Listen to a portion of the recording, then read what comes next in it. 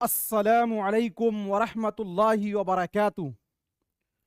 दोस्तों, मैं निशात अहमद आप तमाम साथियों का बहुत बहुत इस्तकबाल करता हूं, खैर मकदम करता हूं, वेलकम करता हूं। एक बार साथियों, चैनल को सब्सक्राइब करके घंटी वाले आइकन को प्रेस कर कर नोटिफिकेशन को ऑल कर लीजिएगा होगी, और नहीं पढ़िएगा तो आप तो गलती करेंगे ही। बाग की जमा है बागातें, बागों, बागातों और बागातें।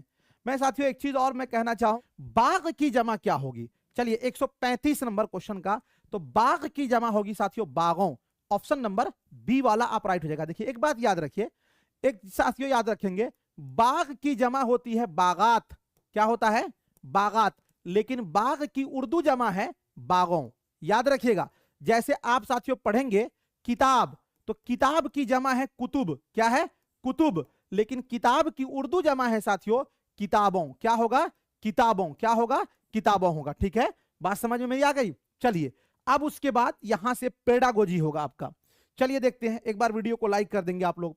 उस्ताद नन्हे तलबा को नए अल्फाज की तदरीस के लिए हकीकी अशिया का इस्तेमाल करता है, क्योंकि यानी एक टीचर है, वो टीचर साथियों नन्हे तलबा को, है ना, भोले भाले बच्चे को नए अल्फाज के सिखाने के लिए हकीकी अशिया। हकीकी अशिया का मतलब जानते हैं क्या होता है? जैसे मान लीजिए हमको आपको पेन पढ़ाना हो, कलम पढ़ाना हो, तो हम कलम लाकर या झाड़ू, दवा, पेन, जो भी चीजें हैं वो हकीकत में लाकर टच कराता है।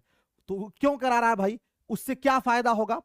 नन्हे तलबा मुजर्रद फिक्र के अहले तई होते हैं, इसलिए हकीकी चीजें उनकी बेहतर आमोजिश में मुआविन होती है।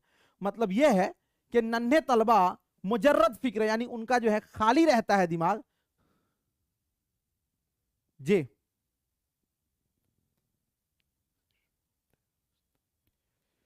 जी, नन्हे तलबा का दिमाग क्या है? खाली है। इसीलिए हम साथियों हकीकी चीजें यानी रियल चीजें उनको हम दिखाते हैं, और उनसे उनकी बेहतर आमोजिश में क्या होती है वो चीजें मुआविन है। तो ये कुछ कुछ हद तक ये पॉजिटिव आंसर लग रहा है, तो इसको हम सही करेंगे। ठीक है ना, ये सही लग रहा। लेकिन आगे भी चलेंगे। हम सिर्फ अशिया की मदद से नए अल्फाज की तदरीस कर सकते हैं। यहां पर ये सिर्फ आ गया, निगेटिव वर्ड है, इसको कट कर दीजिए, ये नहीं हो सकता। ये लफ्जों के सही तलफ्फुज की तदरीस में मुआविन होते हैं। यानी उस्ताद नन्हे तलबा को हकीकी चीजें इसलिए दिखाता है ताकि वो सही से तलफ्फुज अदा कर सके। ऐसा नहीं है, तलफ्फुज का लेना देना इससे कुछ नहीं है। तो ये वाला जो है आपका साथियों क्या हो जाएगा? गलत हो जाएगा। तलबा जो चीजें हकीकी जिंदगी में देखते हैं उनसे मरबूत करने और अपनी जबान में अदा करने में मुआविन होते हैं। अब देखिए ये भी सही बात है कि बच्चे जो चीजों को साथियों अपनी जिंदगी में देखते हैं जिससे उनका वास्ता पड़ता है, वो उनसे अपना कनेक्टिविटी कर लेते हैं, और उससे अपने जबान को अदा करने में वो चीज बहुत हेल्प करती है। तो ए वाला भी राइट है और डी वाला भी राइट है। 136 का ए वाला भी राइट है और डी वाला भी राइट है। लेकिन अब यहां पर एक चीज देखिए, अब इस दोनों ऑप्शन में आपको थोड़ी सी ध्यान देनी होगी कि कौन सी चीज बारीक है, जो कि साथियों क्या होता है, जो दोनों के अंदर नहीं है, जो दोनों में बेस्ट ऑप्शन को चुने। पहला क्वेश्चन ये है, पहला ऑप्शन है कि नन्हे तलबा मुजर्रद फिक्र के अहले तई होती है, यानी उनका दिमाग जो है एक खाली स्लेट के मानिंद होता है, और इसलिए हकीकी चीजें उनकी बेहतर आमोजिश में मुआविन होती है। ये बात बिल्कुल सही है कि नन्हे तलबा साथियों उनको अमूर्त अवस्था में हम नहीं ले जा सकते, रियल चीज से उसका कनेक्टिविटी करा के हम उसको चीजें सिखा सकते हैं। इसीलिए 136 का ए वाला होगा। अब ये क्यों नहीं होगा? तलबा जो चीजें हकीकी जिंदगी में देखते हैं उनसे मरबूत करने और अपनी जबान में अदा करने में मुआविन होते हैं। यह ऑप्शन भी सही है, लेकिन सबसे बेस्ट ए वाला है, इसीलिए हम डी के साथ नहीं जाएंगे। क्लियर हो गया? चलिए अगला क्वेश्चन, जबान की दरसियात में अदब को शामिल करना चाहिए क्योंकि। जबान की दरसियात का मतलब यह हुआ कि साथियों भाषा शिक्षण में, समझिएगा, हिंदी आप समझ रहे हैं ना, भाषा शिक्षण में, किसमें? भाषा शिक्षण में क्या करना चाहिए? अदब को। अदब का मतलब होता है कि साहित्य को क्या करना चाहिए? शामिल करना चाहिए। क्यों शामिल करना चाहिए? आप कभी सोचे हैं? साहित्य का मतलब तो आप लोग समझते हैं ना जी। तो साहित्य का मतलब आप सोचिएगा कि साहित्य इतना हार्ड है, उसको भाषा में क्या जरूरत है उसकी। तो ध्यान दीजिएगा, ये नए अल्फाज को सीखने में तलबा के लिए मुआविन होता है, यानी अदब जो है उससे बच्चा नए अल्फाज सीख पाते हैं। ये मुस्तनद जबान की तदरीस और आमोजिश का जरिया है। मुस्तनद का मतलब क्या होता है कि ये मियारी जबान की तदरीस और आमोजिश का जरिया है। क्या अदब? ये तलबा को तनकीदी गौर व फिक्र का मालिक बनाता है, ये तलबा पर निसाब का बोझ कम करने में मुआविन होता है। चलिए 137 नंबर क्वेश्चन का साथियों क्या होगा आपका राइट आंसर? देखिए ध्यान दीजिए, अगर हम ये बोलते हैं जे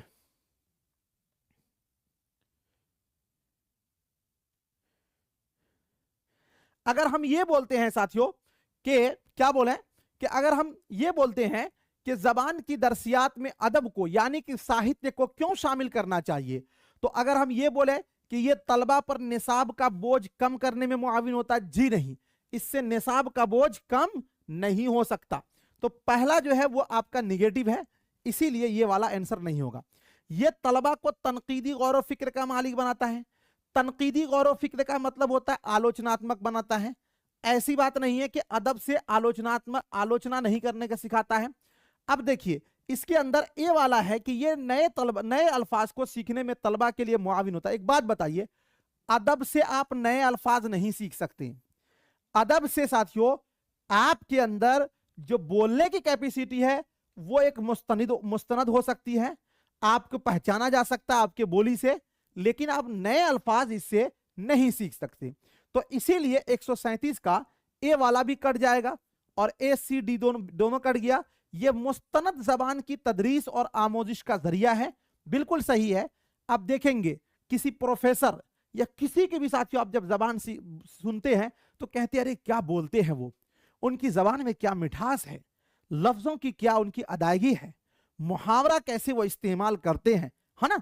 तो ये मुस्तनद जबान की तदरीस और आमोजिश का क्या है, जरिया है। कौन? अदब। इसीलिए अदब को भी शामिल किया जाता है। लेकिन एक बात याद रखिएगा, अदब जो होता है या साहित्य जो होता है ये शुरुआत में शामिल नहीं किया जाता। बहुत सारे लोगों के मन में बेचैनी होती है, हड़बड़ाहट होती है, जल्दी सर आंसर बताइए, अरे क्या इतना आप लॉन्ग रिंग रिंग रिंग कर रहे हैं, जल्दी बताइए, हमको तो टाइम लेट हो रहा है ना, जल्दी बताइए, हमको तो हवाई जहाज चलाना है। तो जल्दीबाजी में आप फैसला मत लीजिए, जल्दी चीजें फायदेमंद आपके लिए नहीं होगा, है ना। देख रहे हैं एक कमेंट आ भी गया है।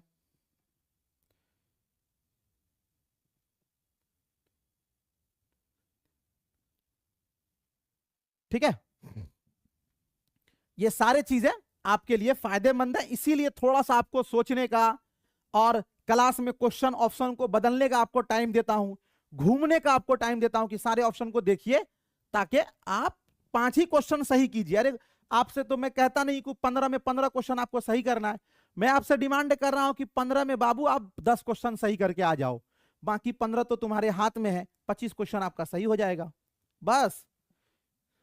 जे जबान के क्लासरूम में कहानी सुनाने की बड़ी अहमियत है, क्योंकि इससे यानी जो भाषा का क्लास है उसमें कहानी सुनाया जाता है। तो कहानी से क्या फायदा है, जबान पूरी एक इकाई के तौर पर मौजूद होती है, अखलाकियात की तालीम होती है, यानी कहानी से बच्चे के अंदर डिसिप्लिन आता है। क्या कहानी से डिसिप्लिन आएगा या बच्चे को हम साथियों सिखाने से आएगा?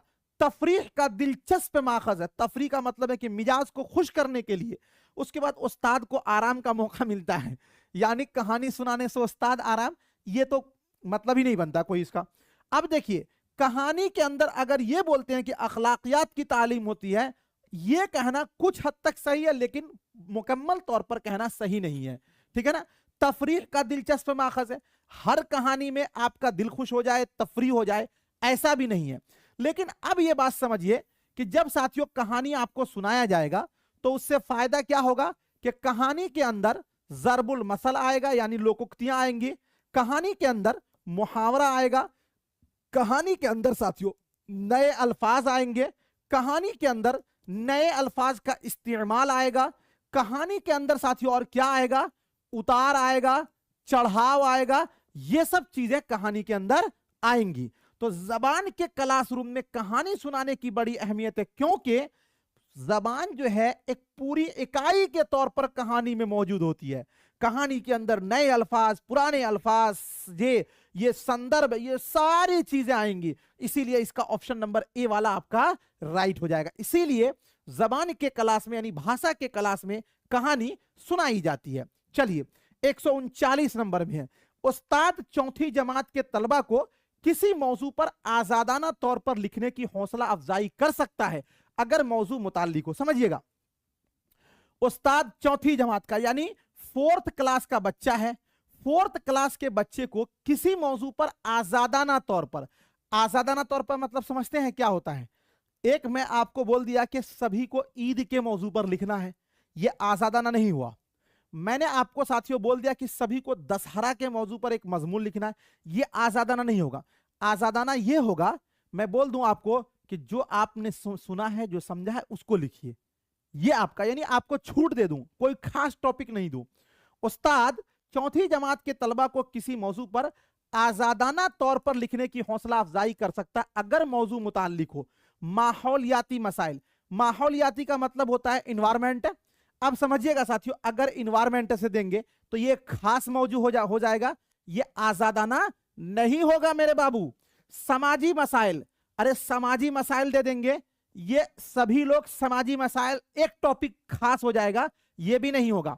कौमी सालमियत, कौमी सालमियत का मतलब होता है कि साथियों यकजहती, तो ये भी आपका एक खास मौजू हो गया।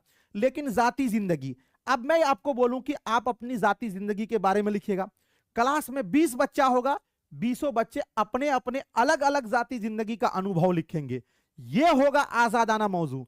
ये नहीं होगा कि मैं आपको कोई एक खास टॉपिक दे देंगे तो उस टॉपिक में आप बंधे हुए हैं ना, तो ये साथियों आपका आजादाना मौजू होगा। ऑप्शन नंबर डी वाला राइट हो जाएगा। देखिए पेडागोजी के अंदर क्या होता है कि सारे अल्फाज को तो आप पहचान नहीं पाएंगे, लेकिन कुछ अल्फाज से आप लफ्जों को पकड़ लीजिएगा। चलिए 140 नंबर में है, जबान की गैर रस्मी आमोजिश में कौन शामिल है? स्कूल, जबान की तजर्बागाह, घर का माहौल, जबान का तरबियती साथियों मरकज। गैर रस्मी आमोजिश, गैर रस्मी आमोजिश एक होता है साथियों फॉर्मल, है ना, एक होता है इनफॉर्मल। मैंने आपको बताया था एक होता है साथियों औपचारिक, क्या होता है? औपचारिक, औपचारिक, औपचारिक शिक्षा। औपचारिक शिक्षा को बोलते हैं रस्मी आमोजिश या फिर रस्मी तालीम, और एक होता है अनौपचारिक। गैर रस्मी वो तरीका जिसमें आपको किसी की जरूरत नहीं पड़े, गैर रस्मी वो तरीका जिसमें साथियों आप अपनी मादरी जबान यानी मातृभाषा सीखते हैं। स्कूल ये रस्मी आमोजिश होगा, इसलिए कि इसमें स्कूल में किताब उस्ताद की जरूरत पड़ेगी। जबान का तजर्बागाह ये रस्मी आमोजिश में, जबान का तरबियती मरकज ये रस्मी आमोजिश में, लेकिन घर का माहौल ये गैर रस्मी आमोजिश में। तो ऑप्शन नंबर सी वाला आपका राइट हो जाएगा। अगला क्वेश्चन है, तलबा से पढ़ी हुई कहानी को दोबारा बयान करने के लिए कहने से उस्ताद को क्या जांचने में मदद मिलेगी? यानी एक बच्चा जो कहानी को पढ़ लिया, उसको कहा जाए कि भाई तुमने कहानी को जो पढ़ लिया है, देखो सुनने की बात नहीं हो रही है, अगर ये कहा जाए कि एक उस्ताद ने कहानी को सुनाया और सुनाने के बाद बच्चों से बोला कि इस कहानी को आप अपने जबान में बयान कीजिए, तो इससे उस्ताद बच्चे के सुनने की क्षमता का यानी सुनने की महारत का यानी सुनने की सलाहियत का जांच कर रहा। लेकिन बच्चे से साथियों उस्ताद ने कहा कि जो कहानी आपने पढ़े हो इसको तुम दोबारा बयान कर दो, तो दोबारा बयान करने से उस्ताद को क्या जांचने का मौका मिलेगा? इमला जांचने का। देखिए इमला का मतलब होता है डिक्टेशन, यानी साथियों श्रुत लेख, तो इमला तो लिखने से संबंधित है, जबकि यहां पढ़ना है, ये आपका नहीं होगा। जिहानत, जिहानत का मतलब जिहानत से और पढ़ी हुई कहानी से कोई मतलब समझ में आता है? ये भी नहीं होगा। तलफ्फुज, अदायगी, ये नहीं, बल्कि पढ़ी हुई कहानी को दोबारा बयान करने के लिए कहना, इससे साथियों किस चीज का पता चलेगा? तो इससे पता चलेगा समझ का, क्योंकि जब आप पढ़ी हुई कहानी को दोबारा बयान करेंगे तो उस्ताद इस बात को जान पाएंगे कि आपने कितना समझा। अगर आपने समझा ही नहीं होगा तो उसको बयान नहीं कर पाएंगे, अगर आप समझे होंगे तो आप बयान कर पाइएगा। तो बिल्कुल आपका ये वाला राइट हो जाएगा, ठीक है जे, सी वाला आपका राइट हो जाएगा। अगला क्वेश्चन, लिखने में दिक्कत या परेशानी को कहते हैं। पहले ये बहुत पूछा जाता था, लेकिन पिछले साल इससे एक भी क्वेश्चन नहीं पूछे गए हैं, और ऑनलाइन में भी साथियों एक साल इससे क्वेश्चन पूछे गए हैं। पहले ये बहुत पूछा जाता था ऑफलाइन में। लिखने में दिक्कत या परेशानी को कहते हैं डिस्फोरिया, डिसलेक्सिया, डिसग्राफिया और डिसकैलकुलिया। देखिए कैलकुलिया जो है ये इल्मे रियाजी से साथियों मुताल्लिक है, यानी इल्मे हिसाब से, तो ये तो होगा नहीं। आपको लिखने में पूछा गया है। चलिए, लिखने में दिक्कत या परेशानी को क्या बोलेंगे, ये पढ़ाया हुआ है। इसमें आप अगर डिसलेक्सिया या फिर साथियों ओलेक्सिया, ये जो संबंधित दिक्कत है, ये साथियों पढ़ने से संबंधित दिक्कत है, ये वाला आपका नहीं होगा। लिखने में दिक्कत या परेशानी को कहा जाता है डिस्ग्राफिया। ठीक है, ऑप्शन नंबर जो है सी वाला आपका राइट हो जाएगा। अगला क्वेश्चन है 143 नंबर में, पढ़ने का मतलब सिर्फ लिखे हुए मतन की अदायगी नहीं बल्कि यह भी अहम है। पढ़ने का मतलब यह बताया जा रहा है कि पढ़ने का मतलब यह नहीं है कि जो सिर्फ लिखा हुआ है उसी को आप पढ़ दीजिए, बल्कि यह भी जरूरी है। देखिए, सबसे पहले आपको यह समझना चाहिए कि पढ़ने का मतलब क्या होता है। एक आदमी साथियों मान लीजिए उर्दू पढ़ने जानता है, तो क्या वो उर्दू पढ़ने जानेगा तो वो सब चीज पढ़ के निकाल देगा, वो बीपीएससी एग्जाम निकाल देगा, सीटेट का एग्जाम निकाल देगा।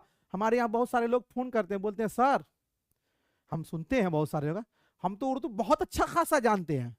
बहुत अच्छा खासा जानते हैं आप उर्दू, बहुत अच्छी बात है, लेकिन आप ये उर्दू नहीं ना जानते हैं जो आपको पूछा जाएगा, यानी इसका मतलब आप नहीं जान रहे हो। पढ़ना एक अलग चीज है, लेकिन उसका मतलब जानना, पढ़ने का मतलब ही है माना को समझना, अर्थ को समझना। वो तो आप नहीं ना समझ रहे हैं। पढ़ना आ जाए तो जिसको जिसको इंग्लिश आ जाएगा पढ़ना, तो वो सारा तो डॉक्टर बन जाता, लेकिन वो इंग्लिश पढ़ने से उसका अर्थ ही नहीं जान रहा है। तो पढ़ने का मतलब होता है अर्थ को जानना। पढ़ने का मतलब अर्थ को जानना, यानी पढ़ने का मतलब माना को समझना। अब यहां पे देखिए, पढ़ने का मतलब सिर्फ लिखे हुए मतन की अदायगी नहीं बल्कि यह भी अहम है, यानी सिर्फ जो पैराग्राफ उसको पढ़ना नहीं बल्कि यह भी अहम है। क्या? नए अल्फाज की अदायगी में हायल परेशानियों पर काबू पा सके, यानी जो नए अल्फाज आ जाए उसमें जो दिक्कत हो रही है उस पर हम काबू पा सके।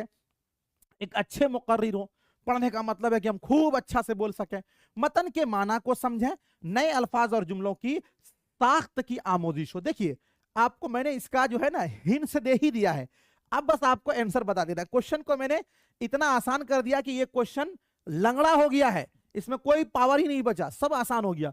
पढ़ने का मतलब सिर्फ लिखे हुए मतन की अदायगी नहीं बल्कि यह भी अहम है कि मतन के माना समझें। क्या समझें? मतन के माना समझना, है ना जी। ऑप्शन नंबर सी वाला आपका राइट हो जाएगा। चलिए, क्या आ रहा भाई बीपीएससी टीआर 2, ये पूछ रहे हैं समय की बर्बादी। ये तो बार बार इतना कमेंट करके लग रहा है कि ये भूत हो गया। ये एक साहब है मंजर इमाम, ये लग रहा है कि ये बेचारे को ज्यादा टाइम मिल गया है जे। चलिए, इस बात की सिफारिश की गई है कि इब्तिदाई दर्जात में बच्चों की तालीम मादरी जबान में होनी चाहिए। साथियों, जब आप एनसीएफ 2005 पढ़ेंगे, एनसीएफ 2005 का मतलब होता है नेशनल कैरिकुलम फ्रेमवर्क, जिसको साथियों उर्दू में बोलते हैं कौमी दरसियात का खाका। कौमी दरसियात का खाका 2005। इसमें साथियों किस बात की सिफारिश की गई है कि बच्चों को इब्तिदाई दर्जात में मादरी जबान यानी मातृभाषा यानी मदर टंग में तालीम होनी चाहिए। क्यों? बच्चों में तख्लीकियत को फरोग देने के लिए, यानी मादरी जबान में पढ़ाएंगे तो बच्चों के अंदर तख्लीकियत, तख्लीकियत का मतलब रचनात्मक यानी क्रिएटिविटी बढ़ेगा। अच्छा, चलिए ठीक है। इलाकाई जबानों को फरोग देने के लिए, यानी बच्चों को मादरी जबान में इसलिए पढ़ाना है कि उस इलाके के जबान को हमको डेवलप करना है। अब एक बात बताइए, तालीम आपकी तिफले मरकूज होती है, आप इलाके के जबान को डेवलप करने का कोई मतलब बनता है? तो ये वाला क्वेश्चन तो पहले ही आपका गलत हो जाएगा। फितरी माहौल बेदार करने के लिए बच्चे कोई जबान नहीं समझ सकते, ये भी कहना गलत कि बच्चे कोई जबान नहीं समझ सकते, जबकि हमने ये सुना है कि बच्चे तो जबान सीखने की सलाहियत लेकर पैदा होते हैं। ये वाला भी आपका गलत हो जाएगा। तो बी और डी दोनों तो गलत है। अब आप बताइए 144 का क्या हो सकता है सही? देखिए, अगर हम ये बोलें कि बच्चों को मादरी जबान में हम इसलिए पढ़ाते हैं कि बच्चों में तख्लीकियत को फरोग देने के लिए, यानी बच्चे नए नए चीज को सीख सकें। देखिए, मादरी जबान हम बच्चों को इसलिए पढ़ाते हैं कि बच्चे वो अपनी जबान में बहुत सारी चीजों को समझ सकता है, बहुत सारी चीजों को समझा सकता है। यानी मादरी जबान पढ़ाने से तो जो बच्चों की मादरी जबान होती है वो साथियों उसकी एक अस्मिता का ये होता है। मादरी जबान से बच्चे को लगता है कि हाँ मैं क्लास में हाँ शामिल हूं, हाँ मुझे क्या है जी, मुझे भी वैल्यू दिया जा रहा है। यानी फितरी माहौल बेदार करने के लिए। अब जब फितरी माहौल होगा यानी घरेलू माहौल मिल जाएगा तो बच्चे का सीखना आसान हो जाएगा। ऑप्शन नंबर सी वाला आपका राइट हो जाएगा। अगला क्वेश्चन 145 में, थोड़ा सा फास्ट करते हैं। पहली जमात की जबान की निसाबी किताब नज़्मों और कहानियों से शुरू होती है और इसके बाद हुरूफ तहज्जी आता है। इस निसाबी किताब में किस अंदाजे नजर को अपनाया गया? दरसियाती खाका, नीचे से ऊपर, ऊपर से नीचे, इंजबाती खाका। एक बात बताइए, इसमें साथियों ये लिखा गया कि एक पहली जमात की यानी कि 1 क्लास की क्या है, किताब है। उस किताब के अंदर क्या है कि पहले भाई दिया गया है नज्म, उसके बाद दिया गया है कहानी, उसके बाद दिया गया है हुरूफ तहज्जी। एक बात बताइए, पहले नज्म भारी दे दिया गया, उसके बाद कहानी, उसके बाद आसान है, उसके बाद हुरूफ तहज्जी। असल में पहले होना चाहिए, इस तरह होना चाहिए कि पहले होना चाहिए साथियों हुरूफ तहज्जी। क्या होना चाहिए? हुरूफ तहज्जी। और उसके बाद फिर होना चाहिए साथियों क्या? कहानी। क्या होना चाहिए? कहानी। तब होना चाहिए नज्म, ये होना चाहिए। तो जब इस तरह से होगा तो इस तरह से होगा, यानी पहले आसान फिर भारी फिर भारी। तो इस तरह होगा तो इसको बोलते हैं नीचे से ऊपर, नीचे से ऊपर यानी आसान से मुश्किल। लेकिन ऐसा नहीं किया गया। पहली जमात की जबान की निसाबी किताब में पहले नज्म दिया गया, पहले मुश्किल, फिर कहानी, फिर हुरूफ तहज्जी बाद में। तो ये उल्टा हो रहा है ना, ये ऐसे जाया जा रहा है। तो ये ऐसे जाएगा तो ये क्या होगा आपका? ऊपर से नीचे। क्या होगा? ऊपर से नीचे। समझ रहे हैं ना मेरी बात? तो ये साथियों क्या हो जाएगा? ऊपर से नीचे, ऑप्शन नंबर सी। देखिए, ये एक साहब को जल्दी हो गया है, एक साहब बोल रहे जल्दी कराओ, ये बेचारे का फ्लाइट छूट रहा है। इसको आप अभी चले जाइए, आप अभी एरोप्लेन उड़ा लीजिए, उसके बाद आइएगा बाद में 2x के रफ्तार में करके वीडियो को सुन लीजिएगा, जिसका फायदा 0/0 होगा। आज के बच्चे यही चाह रहे हैं कि हम 20 मिनट की वीडियो को 5 मिनट में सुन लें और बाकी हमारा टाइम चले फेसबुक पर, मैसेंजर पर। चलिए 146 नंबर, दर्जे झैल में से कौन सा बयान दुरुस्त है, यानी कौन सा स्टेटमेंट दुरुस्त है? बच्चों को बहुत से अल्फाज रटाने के बाद जबान की तालीम देनी चाहिए। रटाना लफ्ज आया ना, रटना, मारना, पीटना, याद करना, ये आपका निगेटिव वर्ड होता है, ये आपका गलत होगा। पहली जमात के बच्चे अंग्रेजी बिल्कुल नहीं जानते। अरे एक बच्चा घर में पैदा होता है तो वो बोलता है पापा, डैडी, है ना जी, ये सब अंकल। घर में वो बोल रहा है तो वो तो जाएगा तो फैन, है ना, वाटर कूलर, ये सब वो बोल ही रहा है, वाटर। तो अंग्रेजी तो वो जानता है, ये बात भी कहना गलत है। बच्चे तजर्बात का एक खजाना लेकर स्कूल आते हैं। क्या बोल रहा है कि कौन सा बयान दुरुस्त है? यानी बच्चे तजर्बात का मतलब बच्चे बहुत सारी चीजों को सीख कर वो अपनी मातृभाषा में आते हैं। ये स्टेटमेंट है, कुछ हद तक सही लग रहा है। बच्चे जब स्कूल आते हैं तो वो एक खाली स्लेट की तरह होते हैं, ये कहना इससे बेस्ट ऑप्शन ये है कि बच्चे अपनी मादरी जबान में बहुत सारे तजर्बात को वो सीख कर आते हैं। इसीलिए साथियों इसका जो है 146 नंबर का ऑप्शन नंबर जो है सी वाला आपका राइट हो जाएगा। अगला क्वेश्चन है 147 नंबर में, एक बच्चा अपनी पहली जबान कुदरती तौर पर डॉट डॉट है, तकवीयत पहुंचाता है, सीखता है, नकल करता है, हासिल करता है। एक बात बताइए, पहली जबान, पहली जबान का मतलब क्या होता है? पहली जबान का मतलब होता है मादरी जबान, और मादरी जबान का मतलब क्या होता है साथियों? मातृभाषा। मातृभाषा का मतलब क्या होता है? Mother tongue. एक बच्चा अपनी मातृभाषा, पहले आप इसको छोड़ दीजिए, पहले आप आइए यहां। आमोजिश का मतलब क्या होता है भाई? आमोजिश या सीखना, दोनों लफ्ज एक ही होता है। आमोजिश या सीखना, इसी को हिंदी में बोलते हैं अधिगम। क्या बोलते हैं इसको? हिंदी में अधिगम। और अधिगम कैसे होता है? अधिगम होता है साथियों द्वितीय जबान का, यानी दूसरी भाषा का। अधिगम होता है प्रयासपूर्ण तरीके से, यानी जिसके लिए मेहनत करना हो। बात समझ रहे हैं? यानी जहां आमोजिश होगा उसका मतलब होता है अधिगम। लेकिन साथियों जहां पर आपका आ जाता है अर्जन, पढ़ाया हूं हिंदी में, अर्जन का मतलब होता है इक्तिसाब, यानी ये बगैर किसी की मेहनत के, यानी मादरी जबान का हम इक्तिसाब करते हैं। चलिए, एक बच्चा अपनी पहली जबान कुदरती तौर पर डॉट डॉट है, कैसे करता है भाई? चलिए 147 का, अब इस क्वेश्चन को बहुत आसान कर दिया हूं। देखिए, अगर हम ये बोलें सीखता है तो गलत हो जाएगा। सीखना मतलब आमोजिश करना, और आमोजिश का मतलब अधिगम, और अधिगम का मतलब लर्निंग, और लर्निंग का मतलब हो जाता है जिसमें प्रयास करना। हम मादरी जबान को मेहनत से नहीं सीखते हैं, अरे ये तो ऑटोमेटिकली स्वाभाविक तौर पर, फितरी तौर पर आ जाता है, ये कहना गलत। अगर ये कहना कि नकल करता है तो नकल हम आमोजिश से करते हैं, ये भी नहीं होगा, बल्कि हासिल करना। हासिल करना इसलिए होगा कि देखिए, हासिल करना हुसूल, और हुसूल लफ्ज जो है ये इक्तिसाब, दोनों साथियों एक ही वर्ड है। अब कहिएगा सर इसको लोगत में ले चलिए वहां से, जी नहीं, आप समझ लीजिए कि हुसूल या इक्तिसाब या तहसील है ना। इक्तिसाब आप देख लीजिएगा डिक्शनरी में, जो डिक्शनरी दिया हूं आपको उर्दू हिंदी का, देख लीजिएगा उसमें लिखा होगा तहसील है ना। तो ऑप्शन नंबर डी वाला आपका राइट हो जाएगा। अरे इसमें तो बहुत सारे ऐसे बच्चे हैं जिन्होंने अब तक डिक्शनरी को निकाला भी नहीं है, पीडीएफ को प्रिंट आउट भी नहीं करवाया है। जी, दर्जे झैल में से किसका शुमार वसूल करने की महारतों में होता है? वसूल, लफ्ज वसूल आया है, वसूल को और मॉडिफाई कर दीजिए, वसूल को मॉडिफाई कर दीजिए हुसूल, और हुसूल को और मॉडिफाई कीजिए, इसको कर दीजिए अखजी। क्या कर दीजिए? अखजी। अब देखते हैं, आप समझ जाइएगा, अब आप समझ लीजिएगा। दर्जे झैल में से किसका शुमार वसूल करने की महारत में होता है? पढ़ना और बोलना, सुनना और बोलना, सुनना और पढ़ना, पढ़ना और लिखना। चलिए बताइए 148 नंबर क्वेश्चन का क्या हो जाएगा रहना। समझिएगा साथियों, यहां पर आप एक बात जानिए कि साथियों वसूल का मतलब हुसूल, और हुसूल का मतलब अखजी, और अखजी का मतलब कि हम दूसरे की बात को कैसे समझते हैं। जबान की 4 महारत है, कौन कौन? LSRW, listening, speaking, reading, writing, है ना। सुनना, बोलना, पढ़ना, लिखना, है ना, ये 4 महारत है। तो साथियों ध्यान दीजिएगा कौन कौन से महारत है। पहला आपका है सुनना, दूसरा आपका है बोलना, तीसरा आपका है साथियों पढ़ना, और चौथा आपका है लिखना।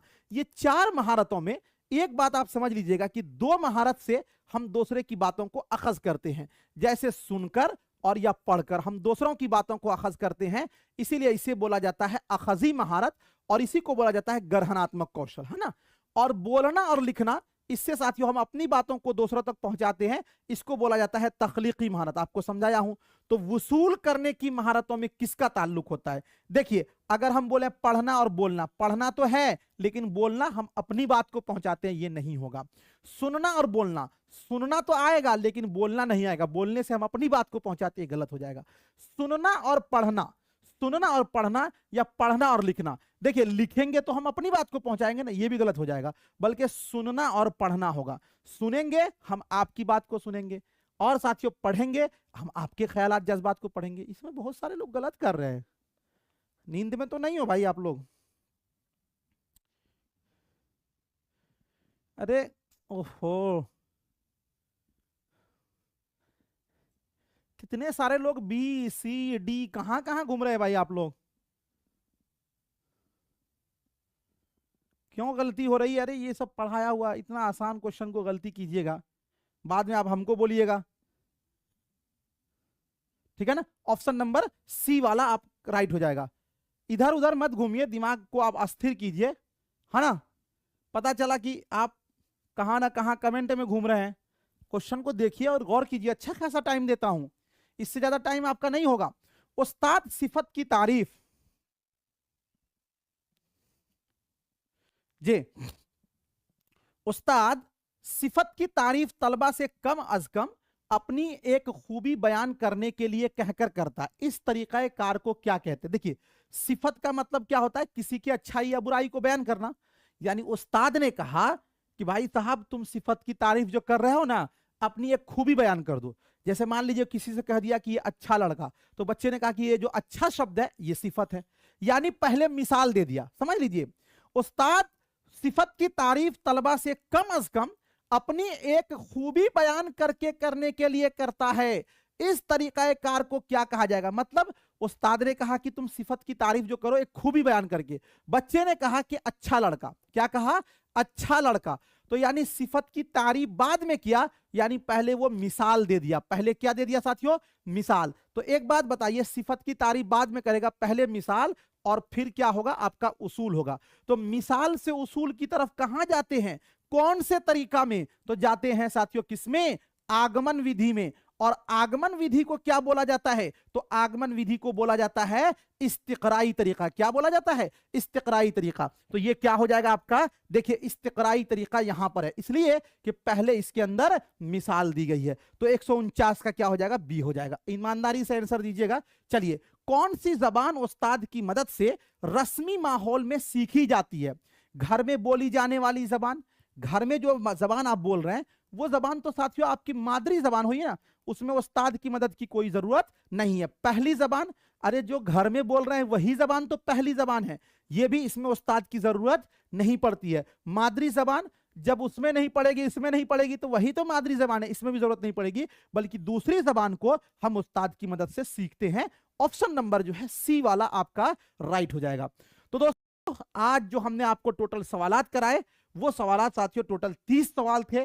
जुलाई 2023-19 में जो क्वेश्चन पूछे गए थे लैंग्वेज 2 के अंदर, वो मैंने आपको कराया। आई होप कि आपको सभी चीजें समझ में आ गई होंगी। बाकी बताइए कि आज का क्लास कैसा रहा, कोई किसी को कुछ पूछना हो तो चलिए। थैंक यू सो मच, बहुत बहुत शुक्रिया। मिलता हूं फिर आपसे नेक्स्ट टाइम नेक्स्ट वीडियो के साथ। जब तक के लिए खुदा हाफिज, शुक्रिया, ऑल द बेस्ट।